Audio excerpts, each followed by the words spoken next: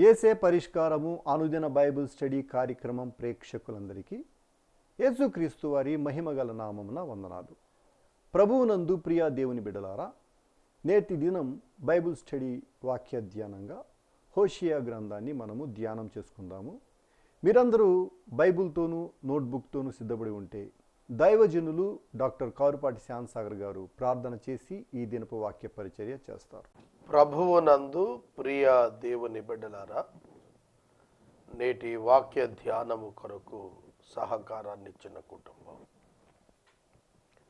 కామవరపు కోట వాస్తవ్యులు, పాతూరు గ్రామ నివాసితులు, ఒక విశ్వాసి గారి కుటుంబం సహకారాన్ని ఇస్తున్నారు. ప్రభువు ఈ కుటుంబాన్ని దీవించినట్లు ప్రార్థిద్దాము. ఎపిసోడ్ సహకారులు కావాలి, దయతో ప్రార్థించండి. దేవుడు నమ్మదగినవాడు, నమ్మదగిన దేవుని ప్రార్థించుకుందాం. మమ్ములను మిక్కిలుగా ప్రేమిస్తున్న మా ప్రియ పరలోకపు తండ్రి, మీ పరిశుద్ధ గణనామమునకు వందనాలు. యేసు,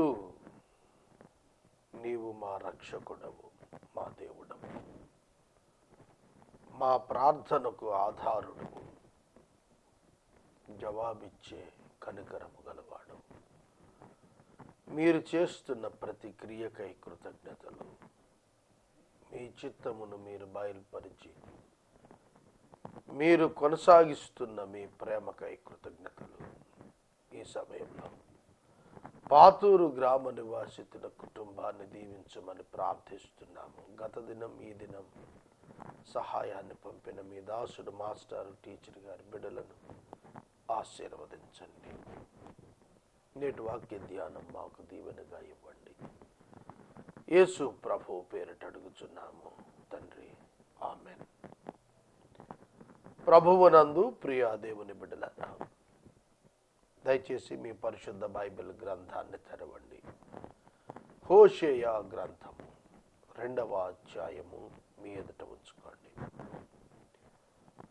హోషేయ అనగా అర్థము రక్షణ, రక్షకుడు.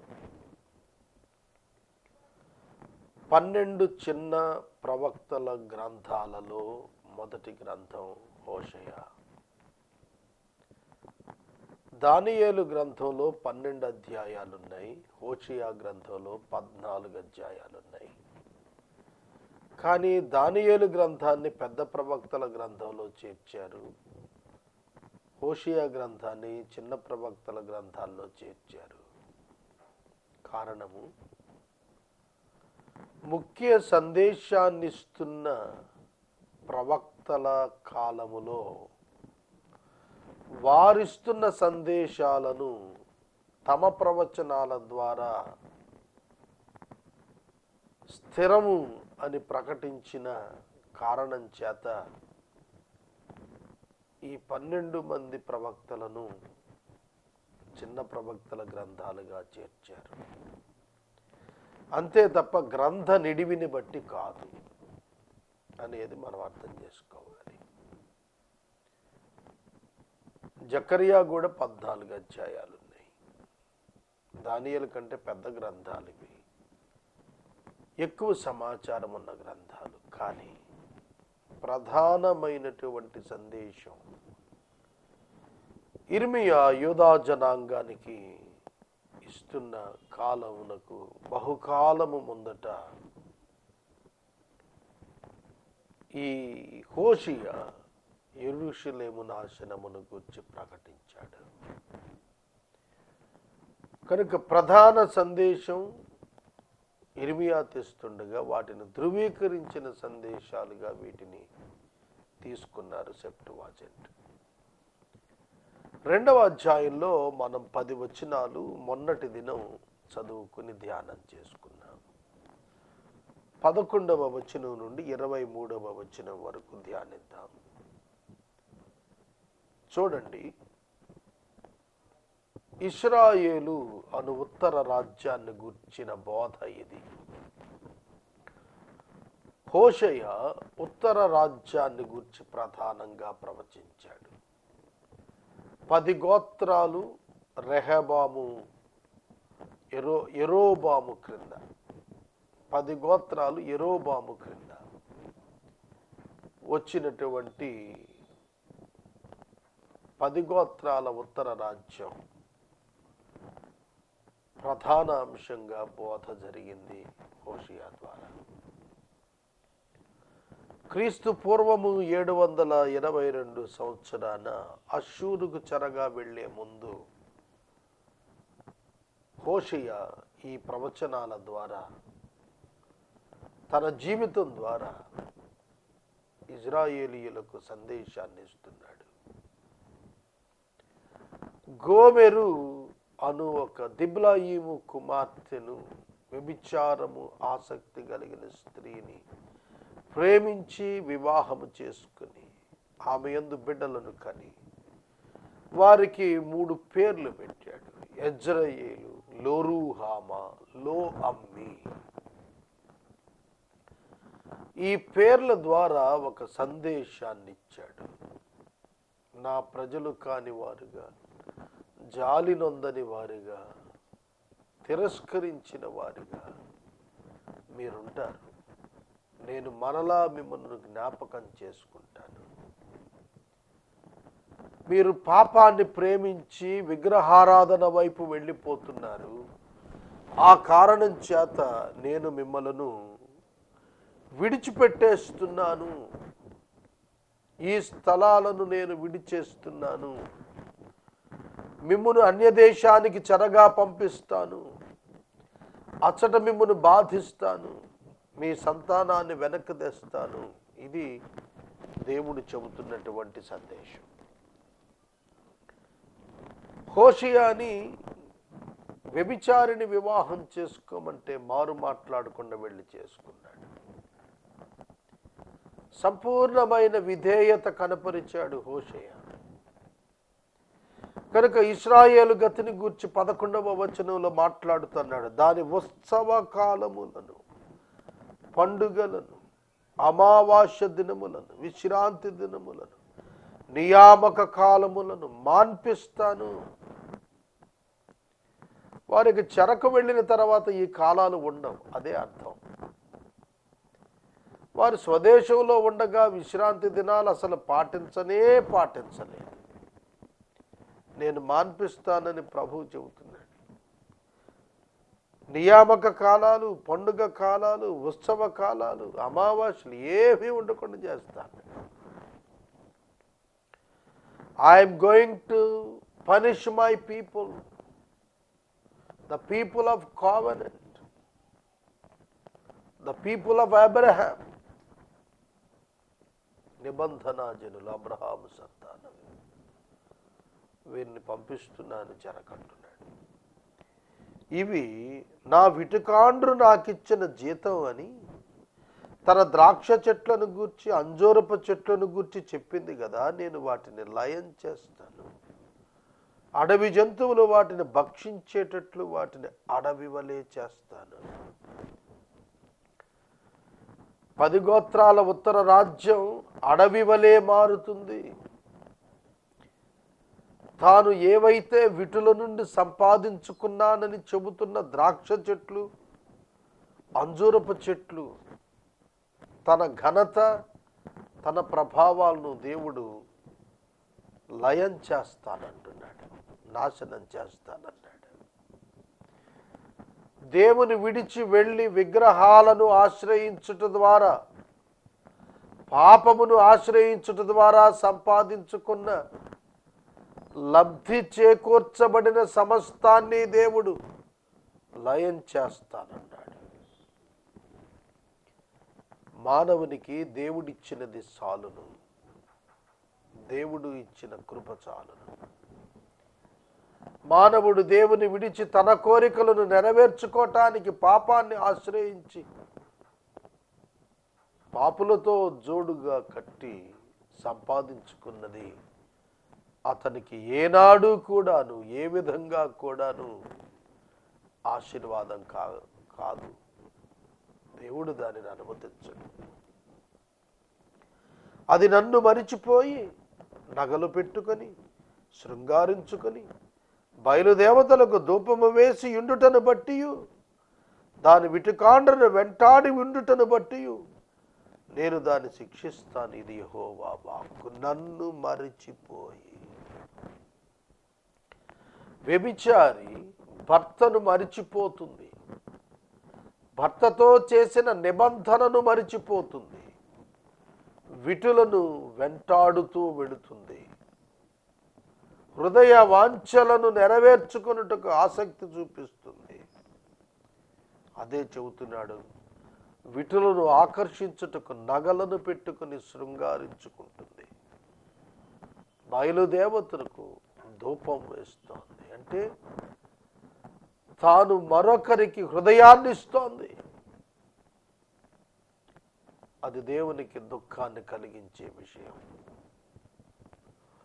హోషేయ పేదవాడై ఉండవచ్చు. హోషేయ భార్య గోమెరు శరీరాన్ని ప్రేమించిందై ఉండవచ్చు.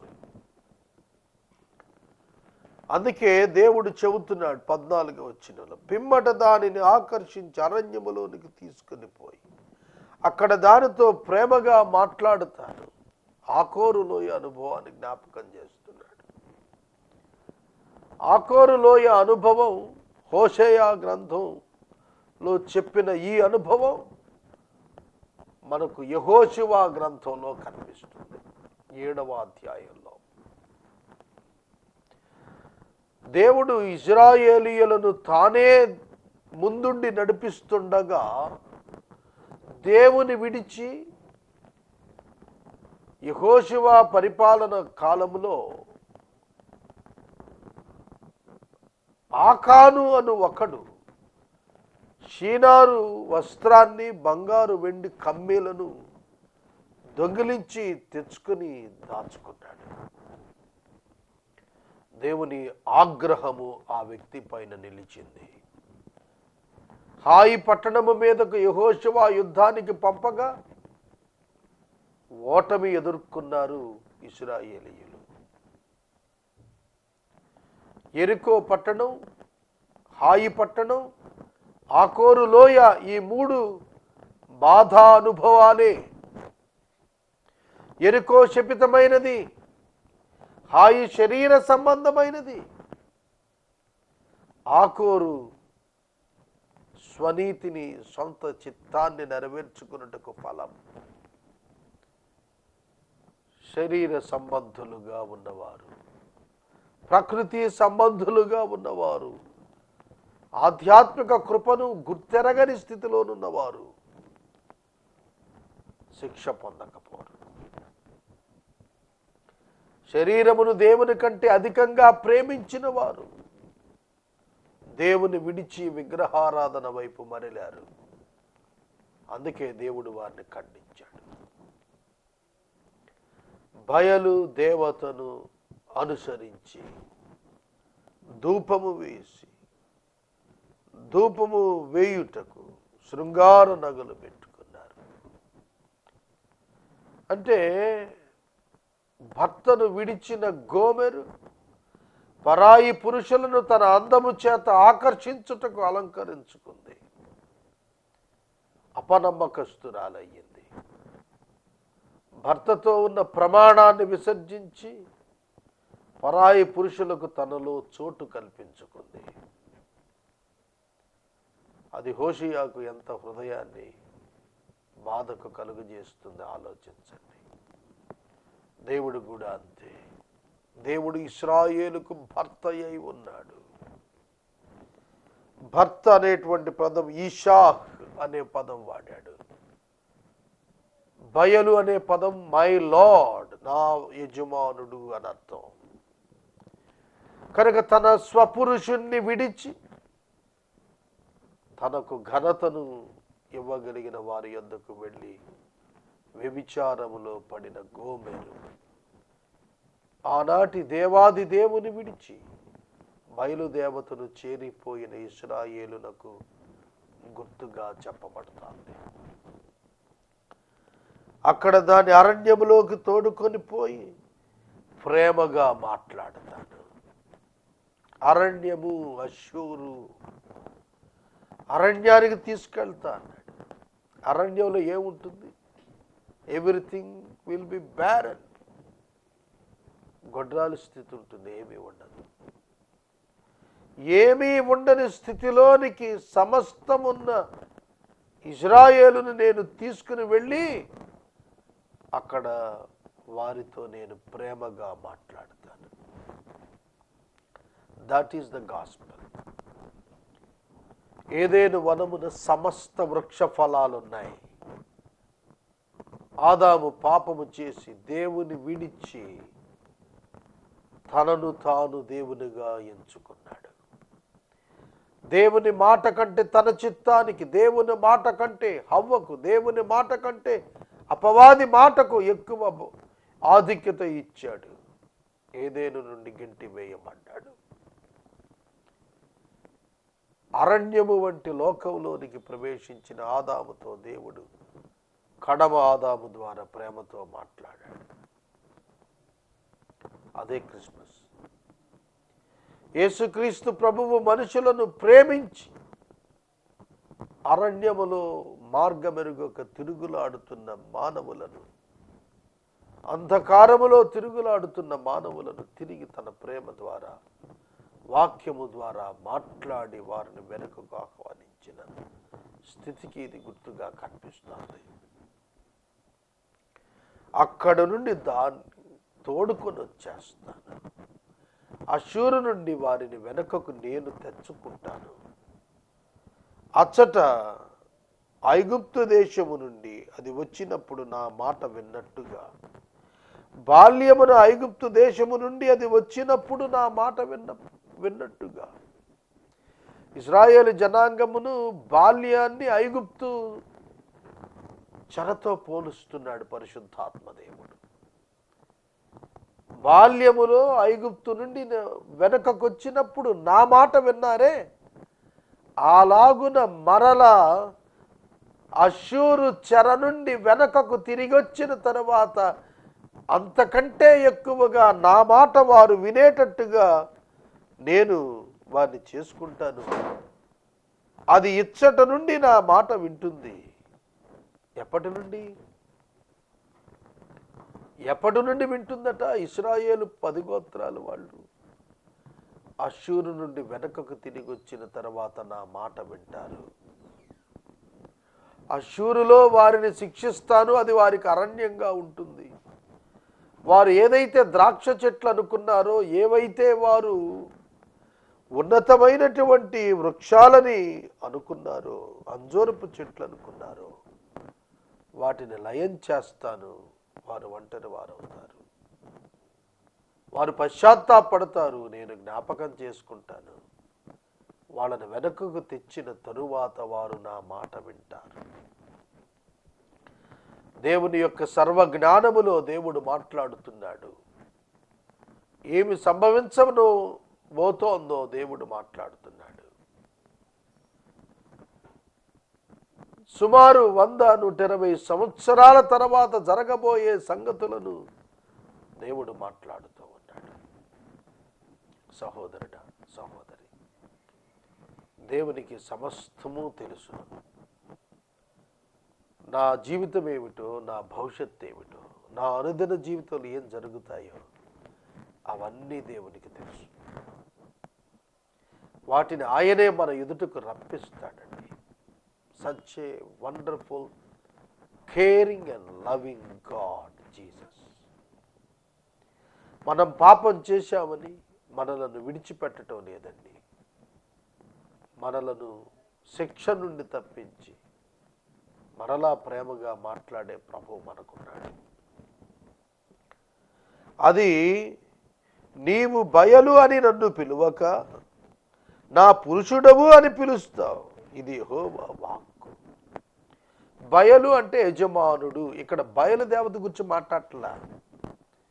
ఇశ్రాయేలు దేవుణ్ణి నా యజమానుడని పిలవదు, నా పురుషుడు, నా నిబంధన పురుషుడు, నా భర్త అని పిలుస్తుంది. మనకు పరమగీతాల గ్రంథంలో సొలొమోను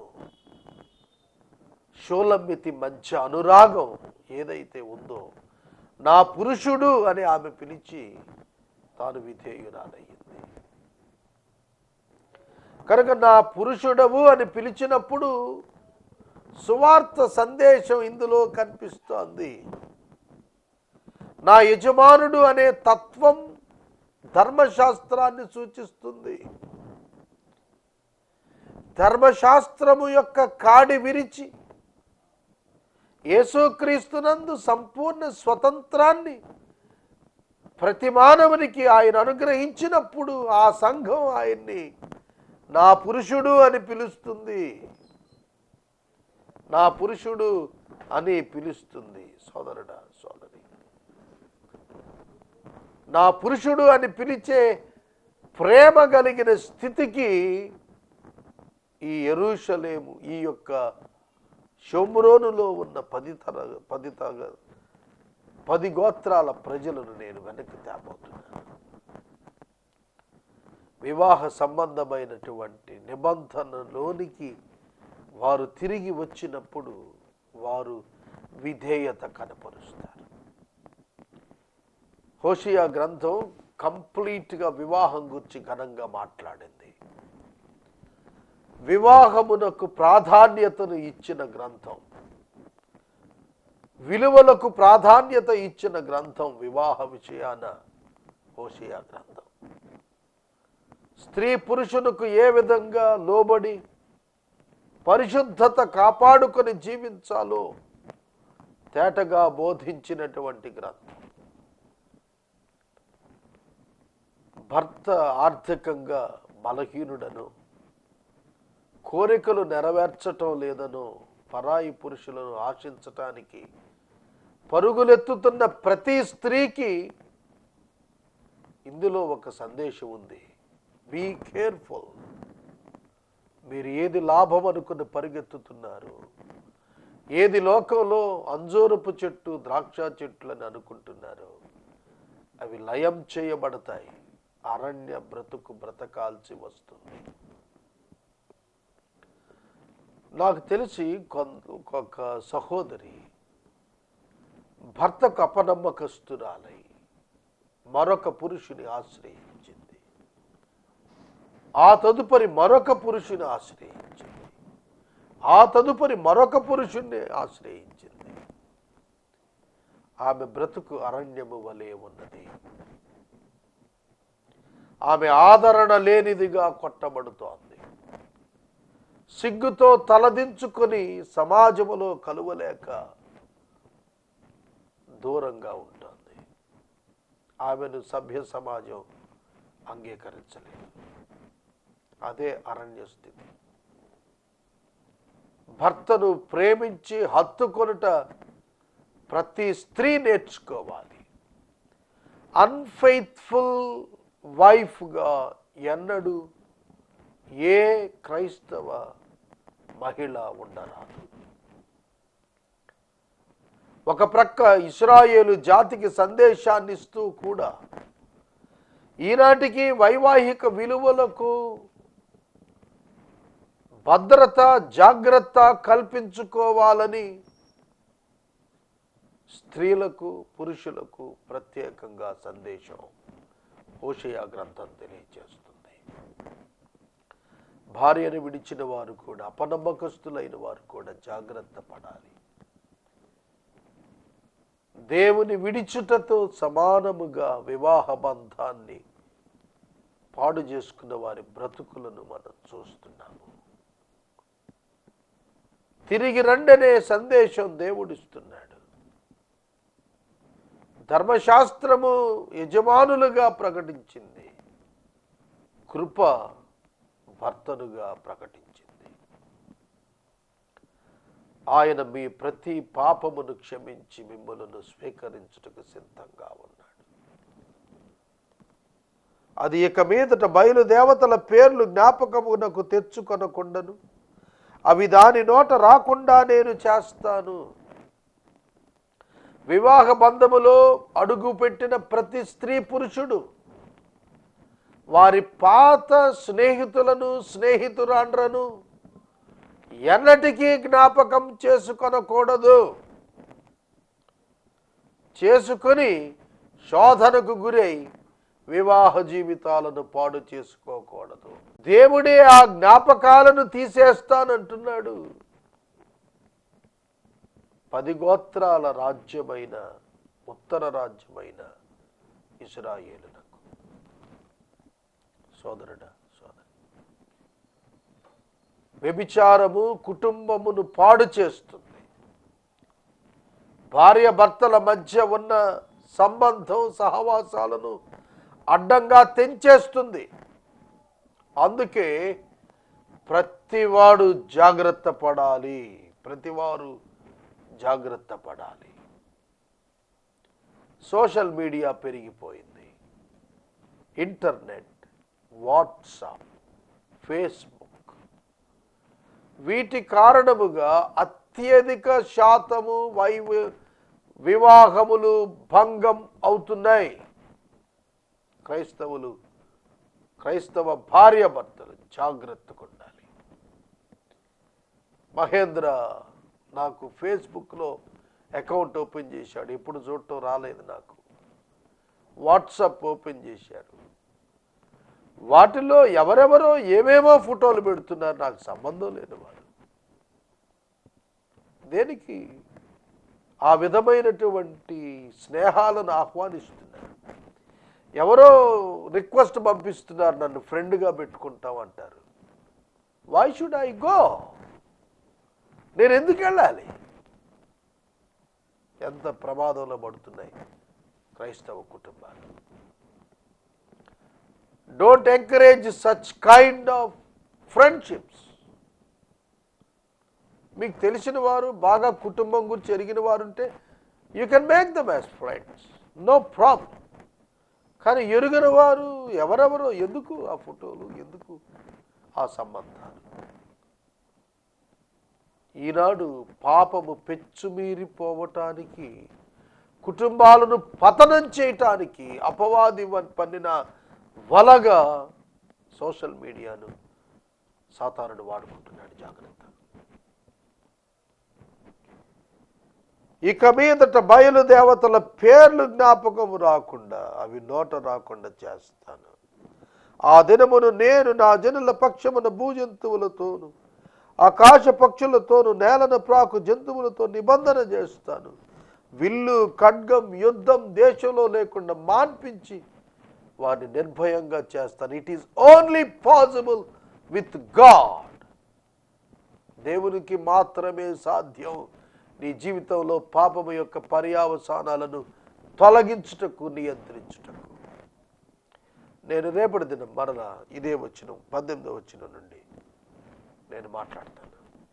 నేటి వాక్యోపదేశమునకు సహకారం ఇచ్చిన కుటుంబం కామవరపు కోట పాతూరు గ్రామ నివాసితులు ఒక విశ్వాసి గారి కుటుంబం సహకారం ఇచ్చారు. ఈ మాసాంతం వరకు సహకారులు కావాలి. ప్రార్థించండి, ప్రార్థన చేసుకుందాం. మనము ఇంతవరకు దైవజనులు డాక్టర్ కారుపాటి శ్యాంసాగర్ గారి ద్వారా బైబిల్ స్టడీ వాక్య ధ్యానమును హోషియా గ్రంథము నుండి ధ్యానం చేసుకున్నాం. ఈ కార్యక్రమం ద్వారా మీరు పొందుకొనుచున్న మేలులు మాకు ఒక ఉత్తరం ద్వారా తెలియచేయండి.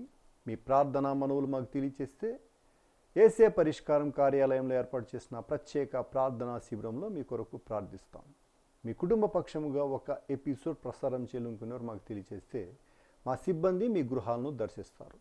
ముగింపు ప్రార్థన ఆశీర్వాదాలతో ఈ కార్యక్రమాన్ని ముగించుకుందాం. ప్రార్థన. మమ్ములను మిక్కిలుగా ప్రేమిస్తున్న తండ్రి, వందనాలు. వాక్యోపదేశమునకు సహకారం ఇచ్చిన కుటుంబాన్ని దీవించండి.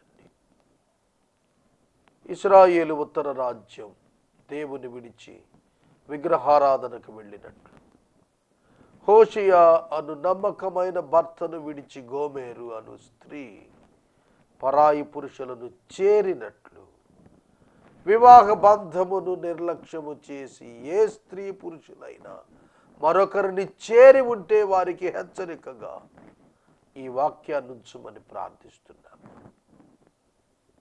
Let them build their house again, Lord. వారి యొక్క గృహము తిరిగి కట్టుకొనున్నట్లు మారు మనసు దయచేయము.